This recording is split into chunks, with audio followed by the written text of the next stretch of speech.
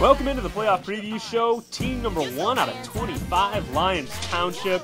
Skylar King, Eric Seals breaking it down here for you. Lions, a surprise 8-1 team because they upset Glenbard West 31-13 in Glen Ellen to close the season, going on a high note. And they got a 2 seed on the right side of the 8A bracket. What are your thoughts on Lions? Well, after seeing what they did against Glenbard West, if they can keep the running game going like they did with their junior running back, Jamie Jones, against Glenbard West, 161 yards on 23 carries. If you can maintain the run, if you can establish a run, you're going to have a good playoff season, you know? And you're not going to see too many tougher defenses than Glenbard West. I mean, Tommy Shutt's no joke on that D-line. Yeah. And, you know, Glenbard West's staple has been their defense all year. So to hang 31 on Glenbard West that's a big number. Yeah, and for anybody. And certainly what impresses me is that Jamie Jones did that because Brian Kelly, their quarterback, has sort of been the ringleader. They mostly have done it with the pass. We saw him against York, mostly throwing to get their yards. And if they can get Jones going consistently in the playoffs, they can be dangerous. And that's what the senior offensive lineman I'm reading here on yourseason.com, Tom Callahan, was talking about. He's just like, you know, we've been overlooked this whole year. You know, not a lot of people have faith in us. All they're doing is talking about Glenbard West, and then after that, they're probably talking about York. So LT has kind of been the little brother this year in the league, and they're just saying, you know, we're one of the best teams out there. And yeah, it's definitely an interesting draw. I think, you know, we both agreed picking games that they'd get bivocational. And so then they're looking at either Sandburg or Proviso West. Now, we both picked Sandburg. So is Sandburg a team that you think LT can get by? We know they can get by Proviso West. They already did once this year. Well, I think if LT, you talk about for LT. Yeah, I think second round, based on if our picks are correct, yeah, it'd be LT against Sandburg. I actually have Sandburg pulling the upset there. Okay. And the only reason, I mean, obviously they had to play a heck of a game against Glenbard West.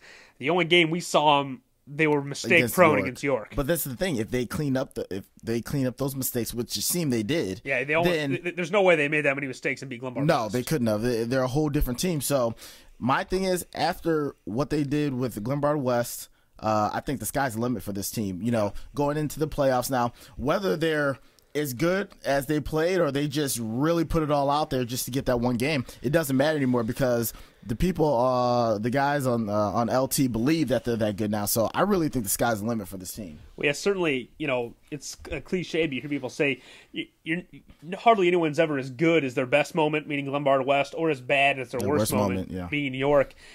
And so I think that you're right. I mean, if they play like they did to beat Glenbard West by 3 scores, they're looking at least a run to the quarters, where potentially Mount Carmel awaits. I mean, is there a team looking at the 8A bracket along their run? If LT keeps winning, where's the team where you go, this might be a little too much for them to overcome? Is it Mount Carmel there in the quarters, or do you think LT could make a run to Mount Carmel? I don't think. Like I said before, I don't think there's any team in the state that aren't in that same level with Glenbard West. So if you beat Glenbard West, I don't think there's any team that you couldn't have a game with and come out winning on top. So even with the problems Glenbard West is having, yeah, you got them losing in the first round. Who's that? You do, Glenbard West. No, I know I do, but at the same time, it's just like they're still a really good team. You know, they still have a lot of good talent. They still have a lot of D1 players on that team. And Glenbard West, you know, we'll talk about them later, but Glenbard West, they're not making any excuses. They could care less how many people are not on the field right now. But from LT's perspective, I think they got, you know, a good seed. They have a chance to, I think, really go far if they can continue playing like they did last week. Make sort of a way too early prediction. Is LT a semifinal team? Are they a quarterfinal team? I think we'll definitely see them in the quarterfinals. Quarterfinals? Yeah. Mount Carmel showdown? Yeah. And that'll be a really good game. Yeah, definitely Yeah. And the reason Mount Carmel's so dangerous, while I was talking about them, you really have to be well coached. And that'll be the interesting thing in the playoffs is week to week, who can make the biggest adjustments? What kind of, obviously, LT made adjustments from that York to Glenbard West game to be able to win that game, but that was over the course of 3 weeks. In the playoffs, you got to make adjustments every week because you're going to be playing, not only are you playing obviously good teams to make the playoffs, but there's not a very good chance that every team's going to run the same offense or run the same defense. And that's when it comes down to coaching. You got 5 days, really 4 days to prepare, and you got to get ready for that next team. Don't look ahead. You look at the people you got in the first round, and with vocational, I think they shouldn't have too much of a problem in that first round. Yeah, I think Brian Kelly's the X factor, their quarterback. If he can be consistent in the passing game, get some pass block from the offensive line, I think he's good enough. When he had time to throw, he impressed me enough that I think that he's definitely capable of carrying them to at least the quarterfinals, especially if they get Jamie Jones going, get teams to focus on the run, maybe get some play action pass going. He's one of the better quarterbacks I saw throwing the ball this year.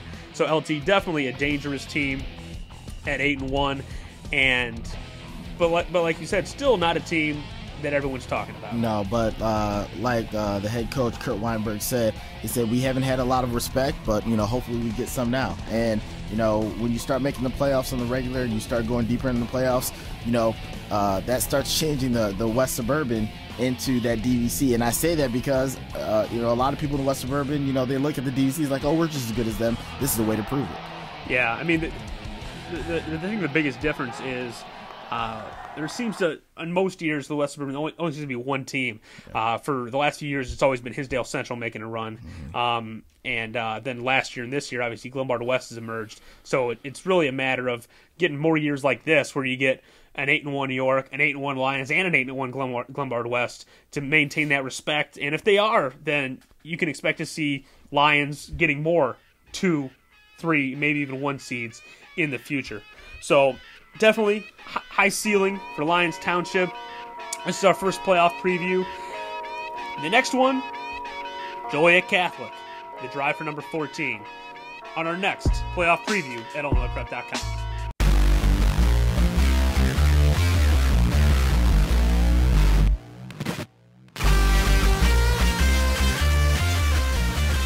Tilt your head back and close your eyes.